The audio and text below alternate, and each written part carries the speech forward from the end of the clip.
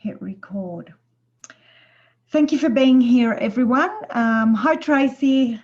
Who else is there? Ree, nice to see you all here. Thanks for being on here tonight, guys. The first thing I want to say before I start talking is just to explain a little bit about my background so you know where I'm coming from. I am an ex-accountant and business strategist. I am not a financial planner. So everything that I talk about tonight, please, if there's any major changes that you're going to make to your finances, that you speak to your accountant, that you speak to your financial planner. What I'm going to work with you through tonight is what I did to help myself go from being on the verge of bankruptcy to where I am today, and I still follow this absolute 7 steps every single day. And I am lucky enough to say that you know, in this face of uncertainty, you know, yes, I am very lucky. My husband is considered essential, and he will be working. I've been quite busy with clients because of everything that's going on, but after 7.5 years, if either of us did not work for 6 months, we would still be okay. And I'm going to show you how I've done that in 7.5 years. Each of your circumstances individually will be slightly different. So just bear in mind that these 7 steps are not a quick fix. It will take you a little while to get ahead of the game. And but I can promise you that if you follow these 7 steps diligently, that within 6 to 12 months, depending again, like I said, on what's going on for you right now, you will see major differences. Now, these 7 steps can be also used in a business sense, not just a personal sense, because one of the first things that I did do 7.5 years ago, July 2012, was that I actually began to view my household and my personal finances as a business, and that's how these came about. So I do have some slides and a few little things. Some of you might have heard some of what I'm going to go through tonight, but I think we need to create a frame and a little bit of a you know, a little bit of a background before I get talking about the actual 7 steps. So like I said, there's a few of you on here. If you'd like to say hello, that's great. If you don't, that's also okay. So I am going to share my PowerPoint. And if any of you are wanting to chat with me after this, that is also fine.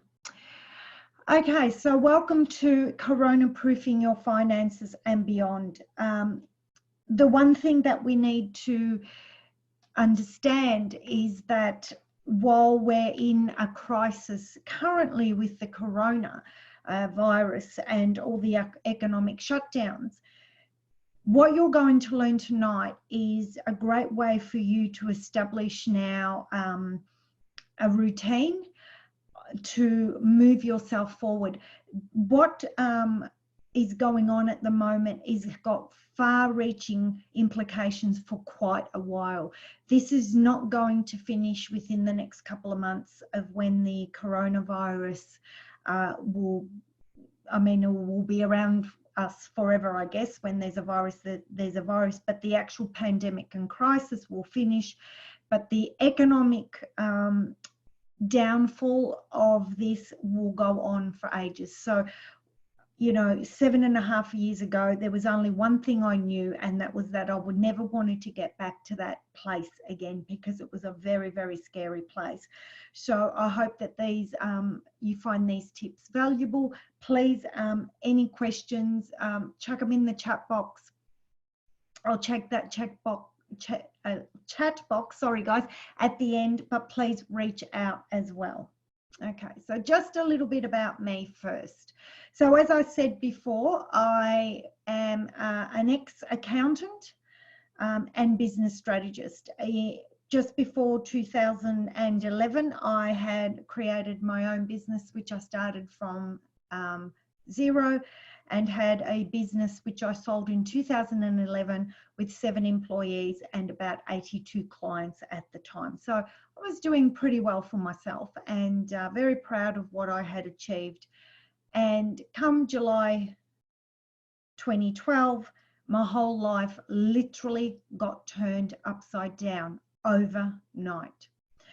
At the time, my husband had a nervous breakdown as well and did not work for 3 months. He was in a really, really bad way, and unfortunately was not able to help himself, let alone help me to get over what I was doing. So after I probably cried for about 3 months, I realized that I needed to do something fast to get myself out of the situation that we were in, that, you know, we were facing impending eviction from my house by the banks because we were going to lose our house and nowhere to live. And at that time, I still had 2 kids living with me. So I went on a journey. Here I am walking along Maria Island Walk in Tassie. I went on an internal journey first. It's very important that I say that, and I'll explain that to you a little bit later on when we get to one of the steps. But I had to go through my own internal process first of understanding myself and how I had gotten to where I was. It was up until that point that I realized that I had actually been living on autopilot and in denial of a lot of things that were going around for me. So once I did this journey, I began a spiritual journey of discovery, and then I realized there was something missing, and that's when I started to get into the world of NLP. This photo that you see now is I actually broke that board with my hand, and that day when I broke that board, I realized that there was nothing that could stop me but myself. We break those boards during Master Practitioner and NLP, and it is one of the most empowering,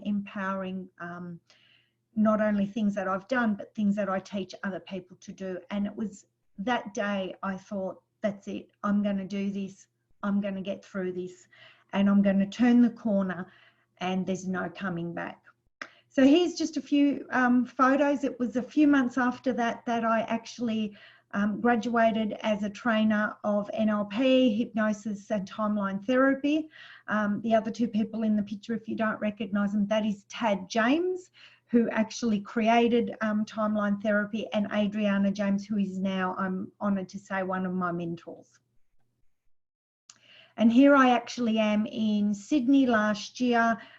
Was it last year? Yes, last year, teaching timeline therapy to their students. So I was absolutely gobsmacked to be asked to help do catch-up sessions for their students in Sydney, and there was 88 people in the class. I tell you what, that was a bit frightening, but I got through it. So I'm very, very honoured to just over a year later to be standing, or I'm sitting there, not standing, sitting in front of their class and teaching something that I had been taught. And here I was in October this year. I am now a 3rd year master trainer of NLP. I have this year and another 2 years before I become a master trainer. But this is one big thing that happened to me, one thing that I realized. My life changed when I stopped listening to everyone that told me I couldn't. And there was many times during my life where I got told I couldn't do this, couldn't do that, couldn't create a business, couldn't come back from the amount of debt that we had, that I just had to accept it and just make the best of what I had. So as I said, guys, I stopped listening, and the 7 steps that I'm going to give you today, which I didn't actually realize what I was doing until someone asked me how I got through this, that I wrote these 7 steps, how I got to where I am today. So first of all, just a little bit of background. We basically have 6 key areas in life. Now, Everything basically fits into these 6 key areas. And the whole idea is that you must find balance in each of these areas to be able to have a fulfilled life. Now, that is absolutely true for creating wealth, creating abundance, creating money, and creating financial freedom. Because if you don't have these in balance, it doesn't matter whether you have financial freedom or not, you're going to find it really difficult to create the life you want. So I'm just going to quickly go through these because I'm going to show you in a moment why it is so important that money must be created first, as it's the foundation of everything else. So here's just the areas of life: career and money, which is basically what we're going to be talking about tonight because they are intrinsically connected. Relationships, spiritual development, personal development, family and friends. Now, family and friends is your standard family and friends. Relationship is your intimate other or significant other, and health and fitness. So when the 7 steps that I'm going to show you tonight, although tonight I am going to be concentrating on money, these can be actually used for any of the other areas as well, just tweaked a little bit. So here's why I always say you have to create money first. You can see at the moment, although we have a health crisis, it is going to hit more people harder economically than it will be health-wise. So many people will not catch COVID-19 or will have it and not even know they're there, that they have it. But financially, this is going to touch a lot more people. Now, when I talk about money and abundance, you have to create that first. If you have money and abundance, it is the most physical part of what we do in this life. It's the most physical part of what we need to live and survive. As you can see, we all need our jobs. We all need money to go and buy our groceries. So having money is imperative to be able to allow you to live on this earth, whether you like it or not, unless you want to go and become, a holy person or someone, a spiritual person who begs. Money is needed for you to be able to go out there and get what you need. And whether you like that or not, it is true. That is the world we live in. And you can see that although health-wise we've had a major crisis, it is the money, the abundance, the economic security of countries that is just falling apart at the same time. This is my pyramid. I'll just quickly explain what the square and the circles are on the left before I keep going. So we've got up the top the higher conscious mind, the conscious mind, the unconscious mind, and the physical body. And these basically sit one on top of the other. The reason being, you can see your physical body. The unconscious mind is housed within your body. That's why I've got it sitting right next to it.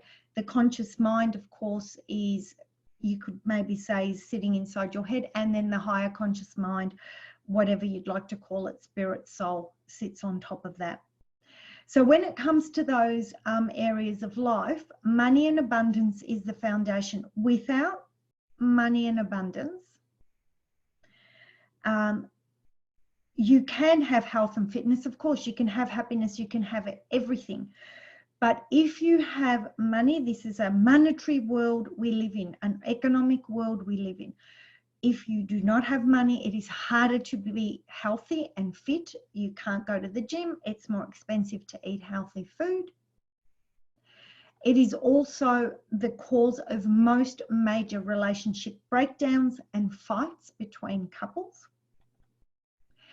It is one of the biggest sources of fights in families and friends. I've had often have clients that come here and have had family and friend fights over money. Money causes arguments everywhere. So you have to see that the less dependent you are on not having money, the easier it's going to be for you to function in a physical world that is based on money. Money is energy, and if you would like to see, I did do another webinar a few weeks ago that was more related to the energetic side of money. Tonight we're going to work on the more physical side of money and the more physical steps to implement to get you to where you need to be. Then after that comes personal development, and then up the top comes spiritual development. So that's basically my viewpoint of how these 6 pillars sort of sit one on top of the other, in comparison to where our unconscious, conscious and higher conscious mind sits within our physical realm. So here we go with the steps, guys. And step 1 is evaluate. If you don't know where you are, you cannot go somewhere else. As hard as this is, as difficult as this first step is, and this is probably the most comprehensive of all the steps, but also the most important. If you do not know where you are, if you do not know where your money's going, if you do not have a forecast of what's coming in and what's going out, and yes, I call it a financial forecast. I don't like the B word. I find that's very restrictive and causes a lot of angst. You cannot take that next step. You must become aware of exactly where you are. So here, the first step is to evaluate your financial circumstances and be really honest with yourself. Where are you? Are they really poor? Are they good? Are they excellent? Where are you? Only you will know where your financial situation sits according to you. And what is right for one person might not be right for another person. So there is no right or wrong here. This is about becoming aware. And step 1 is about evaluating and becoming completely aware. And I'm going to give you some of the hints and tips and tricks that I used to evaluate where I was and to get a really good understanding of what my finances were going to look like for the next 12 months. So that's the very first thing you need to do. You need to create a spreadsheet for every single account you have. Every loan, your credit cards, every banking account that you have, and you must keep a record of everything that's going in and everything that's going out. Now, if you're self-employed, if you have people on payment plans, and you definitely know that money's coming in, you can put that in the forecast. If you're a wage earner, of course, that's regular income, and that's a little bit easier. So you can put in that income. But you must create a spreadsheet for every single account that you have. And tonight I'm going to actually suggest that you might want to add a couple of other accounts. And this sounds highly super duper complicated, guys, but this is the best way for you to keep track of what's happening. You don't want to see how many accounts I have, but I have quite a few, and I keep track of every single one. And yes, it does take time. Yes, it does take, you know, maybe an hour of your day once a week, but this is well worth it. And I'll tell you why in a minute. Like I said, you forecast for 12 months. You always must know 12 months ahead. Now, the reason for that is because if you have a shortfall in 6 months that you don't have right now, you will be able to see that in your spreadsheet. I'm going to give you some tips on how you can avoid those shortfalls in a moment. But what's going to happen when you first start, it will take about 6 or so months, and this is all individually, to get yourself caught up, so to speak. Break down all your expenses to daily. So what do I mean by that? We pay car insurance, house insurance, possibly your rates once a year. What you need to do is you need to get every single expense that you have, and that includes fake nails, hair, everything, and break it down to work out what it costs you to live. Now, of course, you can see here, and we're going to talk a little bit about this, if it costs you more to live than the income that is coming in, then you have a problem, and you need to have a look at what you can do and how you can change that. So it's really important that you break down all your expenses, that you sit there, you pull out your bank statements from the last 12 months, and that you work out exactly how much it costs you to live. And I do this quite often with my clients. We get together, they go away and do some work, come back, and we break down all their expenses so that you know exactly how much money you need.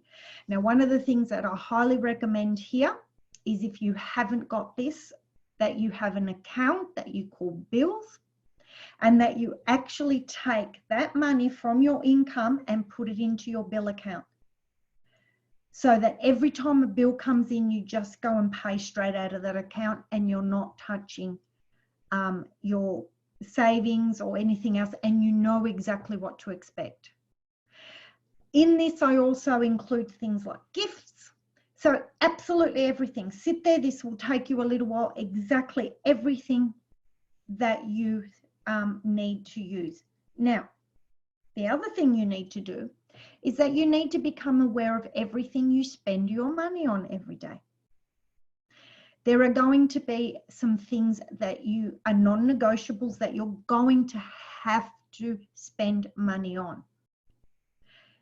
But there will be things that, if you begin to become really accountable for every single cent that you spend, that you will begin to see things which, if you have a deficit, that you can let go of. And that is one of the first things, whether it's business or personal, that you need to do. Where are you spending money that you don't have to? And that is one of the things that I did straight away.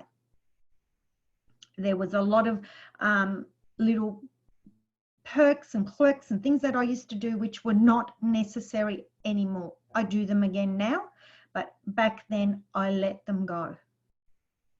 You need to become aware of how much money you're spending. Unfortunately, we tend to use a lot of tapping of the card, and even more so during the coronavirus. And what happens is you lose count of the sort of money that you're spending.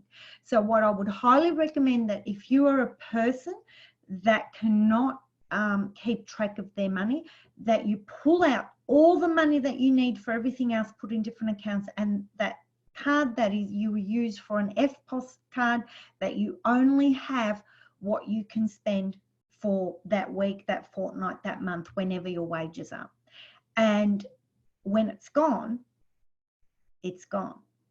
So what you need to do is whatever's left, and you can see it week by week, exactly the amount of money that you have left to spend.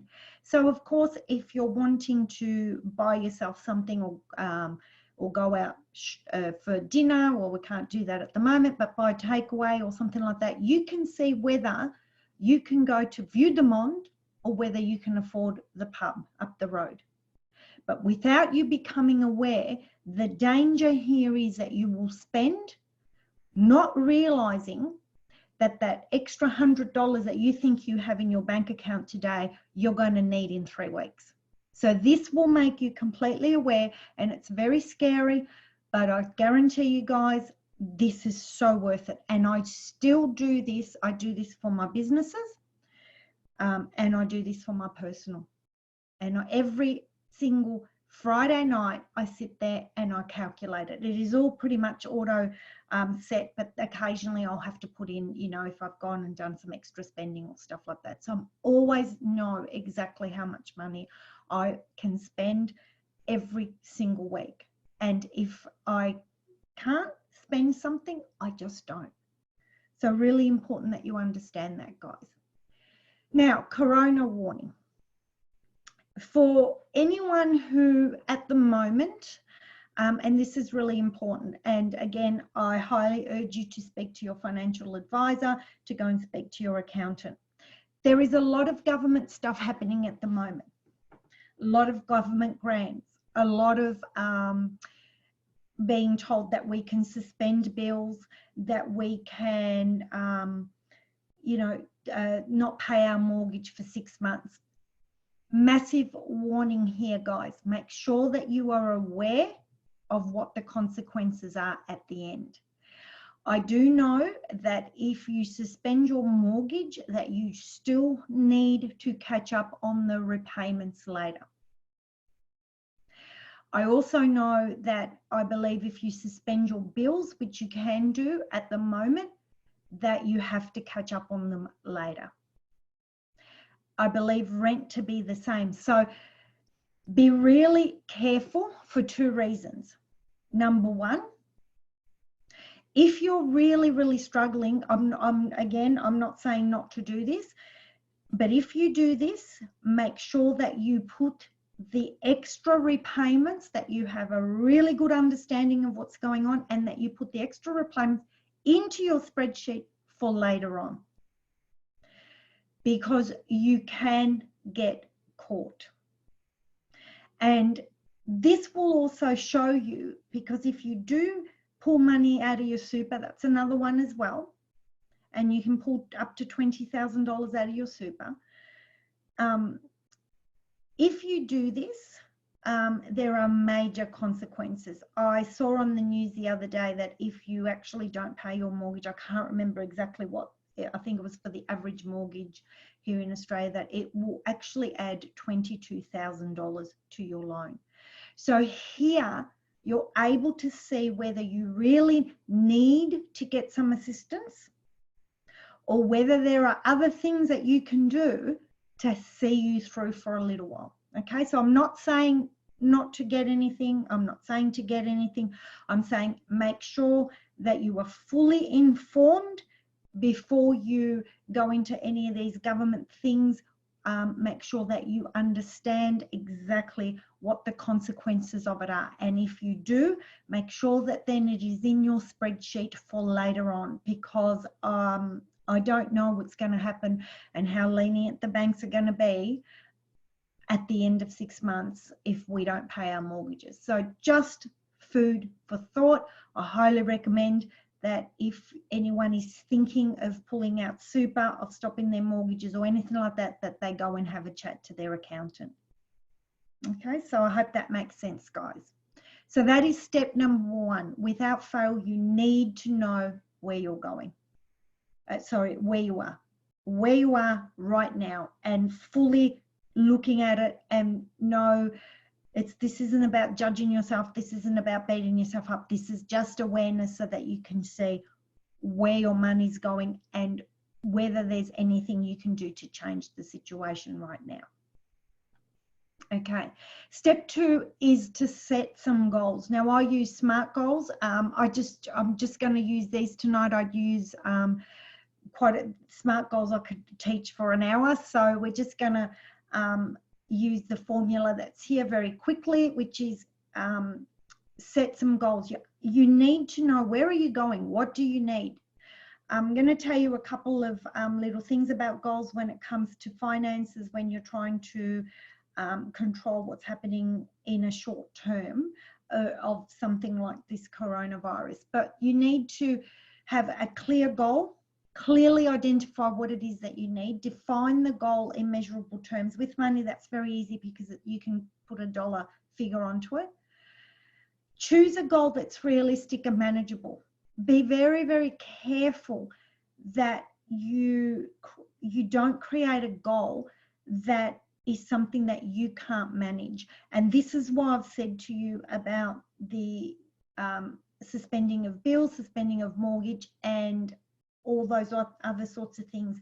Are you realistically are you going to be able to manage to pay that back? Has to be relevant. Make sure that the goal is something that is important to you, which this will be, because this will be affecting you in some way and giving you some hardship. And define a time frame to achieve that goal. Okay, so is it in 6 months? Is it in 1 month, 2 months, 3 months? But I have some rules around this as well, guys. No more than 3 goals at once. In fact, one goal at a time is probably better. If you're in a situation where you're really struggling, work out what is the most important thing you need to do first and focus on getting that done, and then move to the next one, and then move to the next one. Okay, but no more than 3.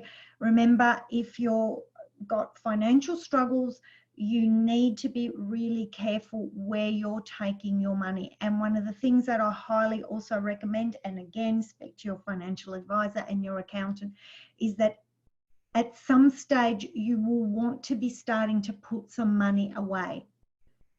So saving. So have a look at your own finances and have a look at how you can move forward through this crisis. Finish one goal before you start another. One of the things that I tend to see now, this does not mean that if you've got bills and you've got a credit card is considered a bill. And so you might need to pay bits and pieces of things off everywhere. You know, most electricity companies I know and gas companies, you can actually pay a certain amount per week straight to them. And then when the bill comes, it's pretty much paid already. Be very careful. We are going into winter. So I'm going to say to you guys is that this is a great time to start ringing around and get cheaper rates for electricity, for gas, all those sorts of things, health insurance that you do. Ring around. If you've got a mortgage, ring around and see if you can get a cheaper rate. Interest rates are low anyway, but you never know. If you've got a credit card that you're struggling with, perhaps you see if you can get a credit card that has no fees for 12 months. We see those sorts of cards all the time. But again, if you do that, remember that there are consequences, because usually what happens, those fees on that no fee credit card for 6 months will be really high later on. So focus on one goal. Start making phone calls, start seeing where you can cut. Right now, the quickest thing you can do is cut your expenses as much as you possibly can. And if that means shopping, going to shop at markets for fruit and veg rather than the supermarket. My husband's in fruit and veg supermarkets always tend to be a lot more expensive. So, you know, shopping around to cut your food bills, whatever it is. Okay, so that could be part of your goals. Your goals don't necessarily have to always be financial or big or anything like that. They might be little things. And you know, this coming week, your goal might be to shop around for electricity. And don't go too far out. So when you're creating these goals, don't go like out 12 months, 2 years from now. What do you need to do right now? Things are changing so rapidly at the moment that it would be crazy to try, and it's great to have 3-year goals, 5-year goals, but right now you need to focus right where you are and what is the next thing. So like I said, it could be, you know, the next month, the next 2 months, and then as you know, you get more into this and you start balancing out those books, you might want to go a little bit further. And be flexible, because things are not always going to run to plan, and especially at the moment things, and we're going to talk a little bit about flexibility towards the end, but be flexible. If something doesn't go right, you know what, don't kick yourself about, don't get upset, just focus back on that goal that you're looking for and look at how you can sometimes might need to change things. One of the reasons why I say that is because when you first start, you might get like I did last week, a big car insurance bill. So when you first start, you might not have, you know, that $700-800 put away for the car insurance bill, but you will eventually. So be flexible and don't kick yourself about, you will get there. Okay, routines. Now this is really, really important, and this is important not just when it comes to keeping your money routines. Like I said, every single Friday I do my financial forecasting. Every single Friday, without fail, I sit there and I have a look at what I've spent, what's coming up, what's not coming up. I put all my future bills into into the budget so that I can see exactly what's going on all the time. And I did say I wasn't going to say that word, and I said it. But the other great thing about routines, get yourself into a morning and an evening routine. On the slide here, you'll see some famous people that you might know, and whether you like these people or not is irrelevant. I just wanted to show you that successful people always start with a routine. So one of the first things I'm going to tell you guys is that you must get a good night's sleep.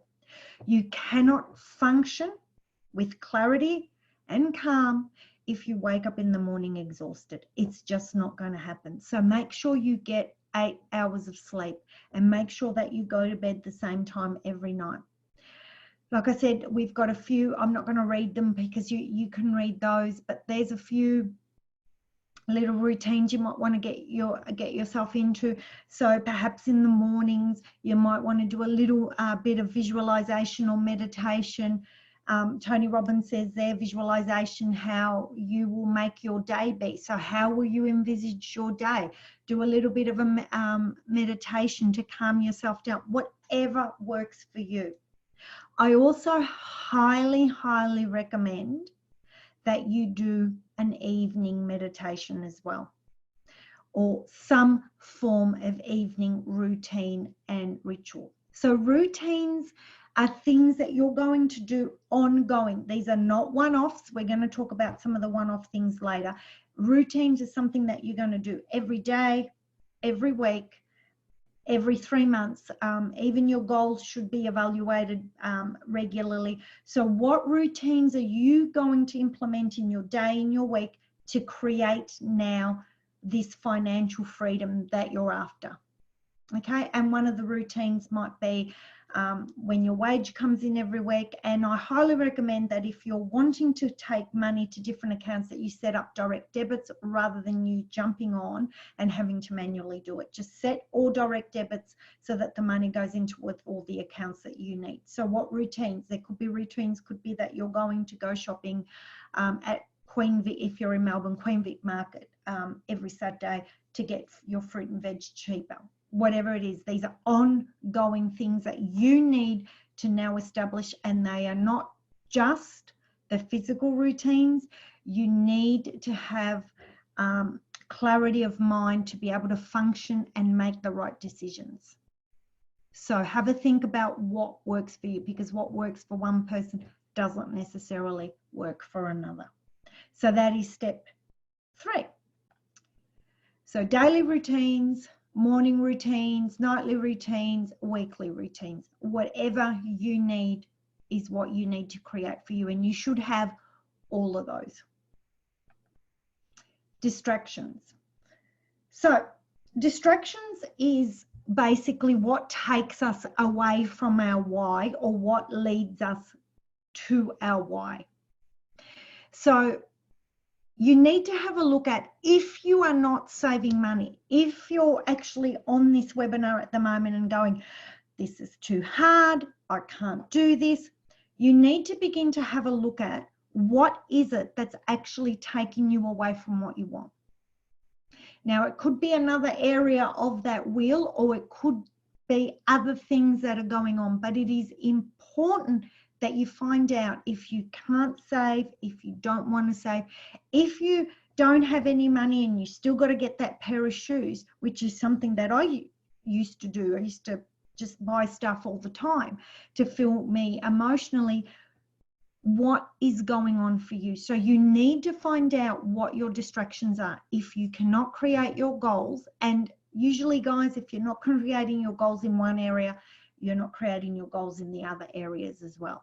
So here are some questions and things that you can ask yourself to figure out what your distractions are. Okay, so what is important to you about money? That's the very first question. This here elicits your values around money and what is important to you. And values are what are important to you. So what is important to you about money? And you will usually find that it's not what you think. So ask yourself that question and elicit as many things as you possibly can around money. And like I said, I will guarantee it that it's not what you think. Okay. Another question is how to ask yourself, how committed are you to this goal? How committed are you to creating financial freedom and abundance? And be really honest with yourself. And if you're not committed, you then need to look at what is it that's not, what's pulling you away from that goal. So just like I said, distractions is about looking at everything that pulls us away. Then you might want to ask yourself, what do you need to do? And you know what? One of the things you might need to do, and I highly recommend and say that you do, is that you need to sit and create a spreadsheet and know exactly where your money is. Perhaps you might need to start taking your lunch to work. Perhaps you need to start cooking more at home. But what is it that needs to happen for you to create that goal? And what are you not prepared to do? Really important that you understand this. What are you not prepared to do? And unfortunately, guys, I'd like to say that you can, it's completely up to you, but there was a lot of things that I wasn't prepared to do that I decided that it was in my best interest to do. But you need, these questions will help you understand yourself better, will help you see why you're being pulled away from your goals. Without this understanding, it's very difficult to move ahead because our unconscious mind rules 95% of our behavior. So if you don't understand what's going on within, under that, you know, inside that unconscious mind, you're going to struggle to get to where you want to be. Step 5 is mindset. Now, mindset is really, really important, and we're all having our mindset challenged at the moment. So mindset is all about your thoughts, your beliefs, and what's going on. So you need to become aware. Again here, guys, this is all about awareness, every step. What is it? What thoughts are you telling yourself? And challenge them. Are they real? Are those thoughts real? There is some stuff that is completely undeniable out there in the world, but there are a lot of things that we would be thinking to ourselves. So challenge the thoughts. Are they real? And the other thing I'd like to say is, are you constantly thinking in a negative way? I don't want this. I don't want that. Are you constantly in fear of what's going to happen? Because that is what you will get. So challenge your thoughts. And the reason why I say that is because if you say to if I say to you, don't think of a blue tree, the first thing you do is think of a blue tree, and then you say, I shouldn't have thought of that. So if you're constantly having thoughts of doom, gloom, and anything else, and fear of what might or might not happen, you're creating that reality. So challenge your thoughts. Is it real? So if it is real, then you have clarity. Yes, that thought is real. What do I need to do to change it? What can I do instead? The next one is it mine? Sometimes we have beliefs around money that aren't ours. They might belong to our parents. They might belong to teachers, to other siblings. Is it your feeling? I often have a lot of people struggle with things like you've got to work hard to make money, that money doesn't grow on trees, all these sorts of things. So challenge your belief system. Is it real? Is it yours? Okay. Step 6 is action. And you'll see on here that a goal without a plan is just a wish. So step 6 is not about the routines that we do on an ongoing basis. Step 6 are about one-off things that you need to do to create your financial freedom. So for instance, creating the actual spreadsheet, possibly having to go and open a bank account will be a one-off thing. You will have to have a routine of updating the spreadsheet, but the creation of that might be a one-off thing. So there might be, the action is about taking those bigger steps to get towards your goal. So they're not little things that you need to do every day to maintain the goal.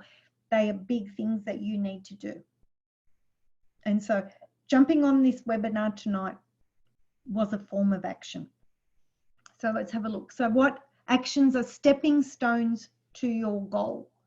So what things do you need to do to get to your goal? Okay, so like I said, it might be, you know, going and opening an extra bank account. It might also be things like, and I have had people do this, and I know it's going to be a little bit difficult at the moment because a lot of places are not taking cash, but I've actually had clients go and pull out the amount of cash that they're allowed to spend for the week out of an ATM and use it to buy their groceries and whatever that week, so that they can't touch the money in their account.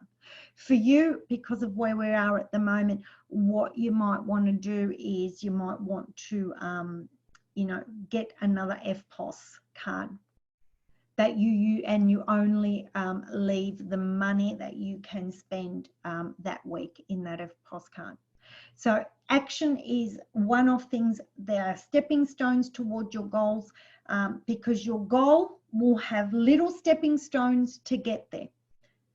Okay, so one of the actions that you might want to take at the moment might be to ring around some electricity companies. Although that's an action that you take today, that can also become part of a yearly routine as well, which I highly recommend. I do that every year in February. I make phone calls just to check on my rates and things like that, and I did that just the other day, and I'm saving, I don't know how much it is, I think another $20 or $30 a month. So make sure that you take your actions and the tasks to get to your goal. What are the tasks that you need to do on a daily basis to get to that goal? Now, again, like I said, this isn't something that you're going to be doing every single day. This is stuff that is sort of more one-off type things that you need to do to get to that particular goal. Okay, so your routines are ongoing. Actions are specific to a particular goal that you need to get yourself there. Okay, and one of the actions you might need to do is cut back on your spending. That is one of the only things that, if you can, that you can control at this time. Right at this moment, you need to have a look. That's probably the only thing that you can control at this time. There might be other things that you'll be able to control later on, but right now, the only thing that you control, and that goes for business as well, is to cut back on your spending, to have a look at where you're spending too much. And I hate to say it, it could be things like Foxtel, Netflix. I see a lot of people on Netflix now. Netflix, I think, is $20 a month. I know it's not a lot of money, but it's $240 a year. I know that's not a lot of money, but when you're struggling, it is. So begin to have a look at what and subscriptions are usually the biggest things that people have, you know, Stan and Netflix and Foxtel and all those sorts of things. Do you need them all? So they're the sort of things that you need to take action. It doesn't mean you can't have them again in the future. It just means that possibly right now you might need to do that.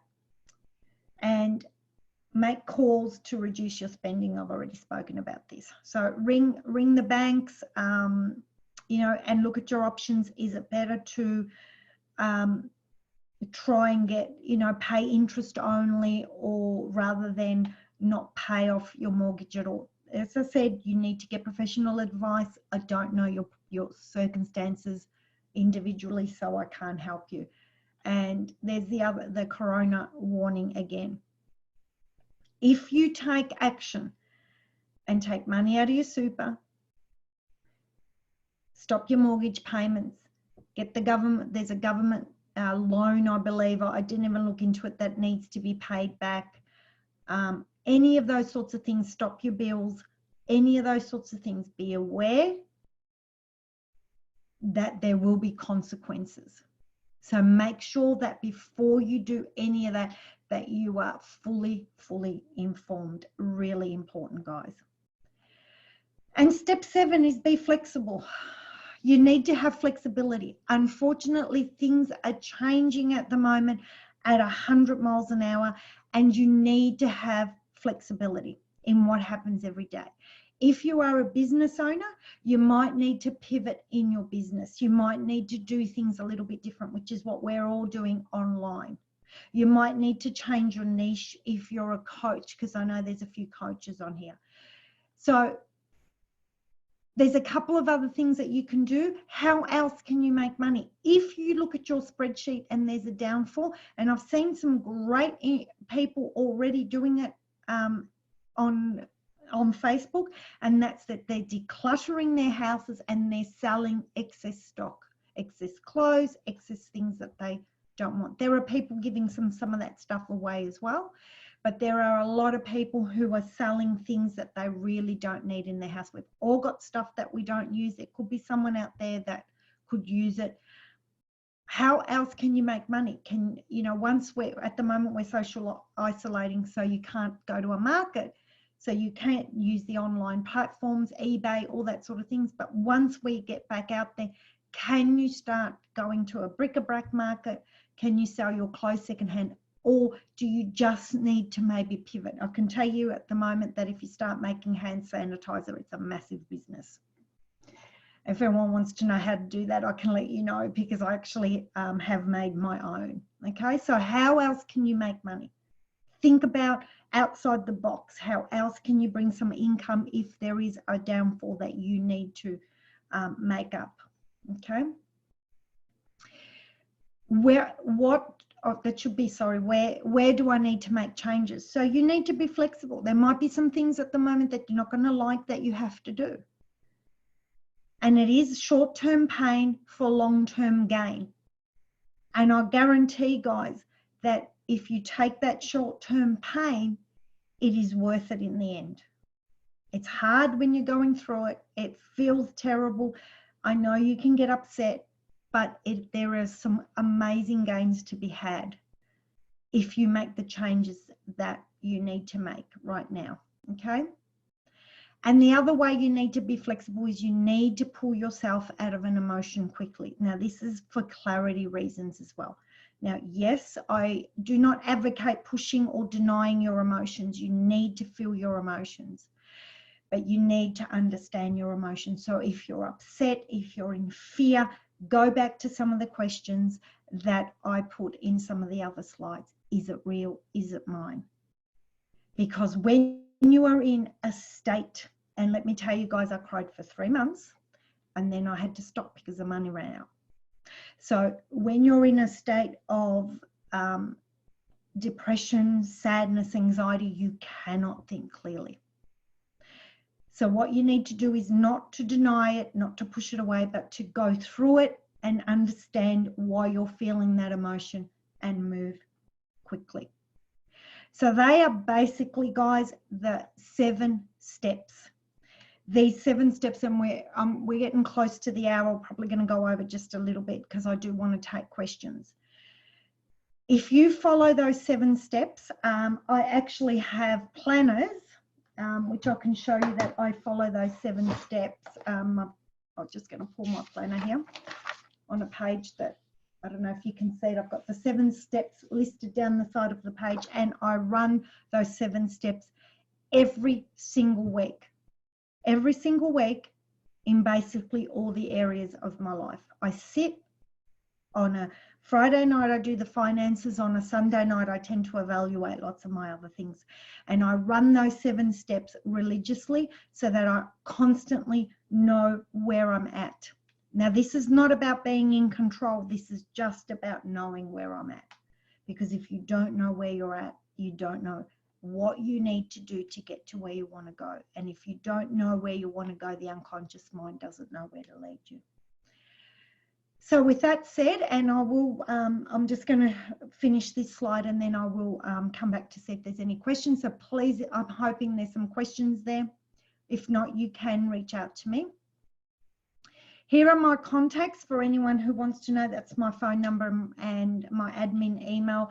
Please, please, please, if anyone is struggling, do reach out.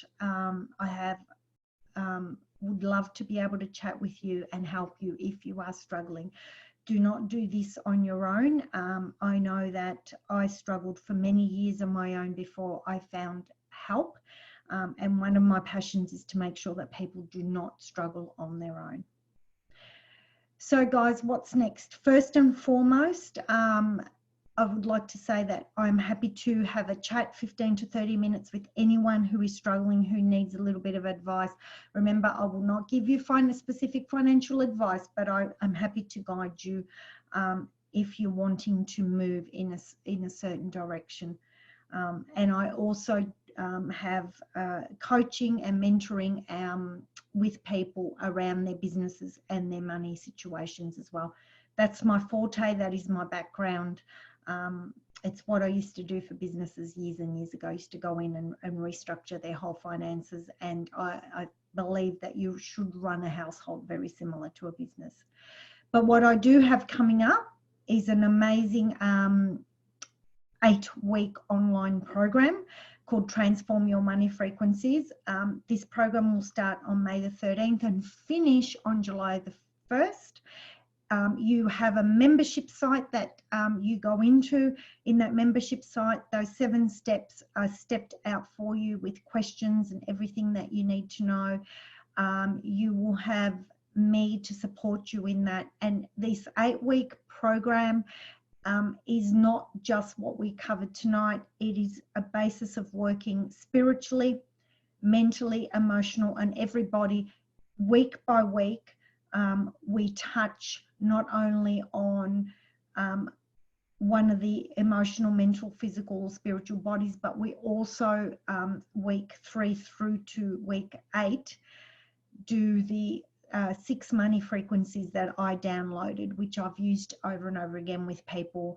So we combine everything, your physical with your spiritual, with your mental, and with your emotional. So if anyone's wanting to sign up to that, we have a weekly webinar and a free Facebook group, and then you have access, lifetime access to the videos and the webinars that I create. They won't be done like this. Everyone will be on screen for those webinars so that we're interacting. So very happy to, if anyone wants to talk a little bit more about that. The price of that 8-week program is $497 until April the 30th. After that, I can't remember what the price is. But after this, the 1st of July, when I rerun this towards the end of the year, the program will be priced at $997.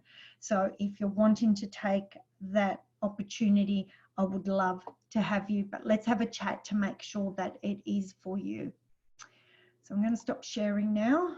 Okay. So does anyone have any questions whatsoever around what we've covered tonight? Anyone at all? Before I finish off for the night. Okay. Well, guys, I hope you enjoyed that. You are going to get a copy of this recording, and for those that aren't on here and watch the repeat of this, you're going to, you know, you've got the copy of this video to look through and go over and over again. Please take care, everyone. No questions. Thanks, Ray. Please take care, everyone. I hope that you received value from this. Like I said, these 7 steps basically saved my life years ago, and continue to be something that I passionately work with every single day, every single week. In fact, I actually usually run these 7 steps through my head very quickly these days on a daily basis. So thank you, everyone, for being here. It's been an absolute pleasure. I hope to hear from you if anyone is interested in the program. Let's have a conversation first. I want to make sure it is right for you. Yeah, plenty for you to work on. Thank you, Carolyn. Thank you so much, guys. Like I said, if anyone is interested, I would prefer to have a chat with you first to make sure it's right for you. And then we will take it from there. You get into the membership site immediately, so you can run the Maximize Your Money program, which is a bonus in that straight away. All right, guys, thank you again for watching. Anyone has any questions as you go through this, please reach out, and stay safe. And I look forward to seeing you all during the week. I have lots of stuff going on Facebook, lots of freebies. So I hope to see you all along the way. Bye for now, guys.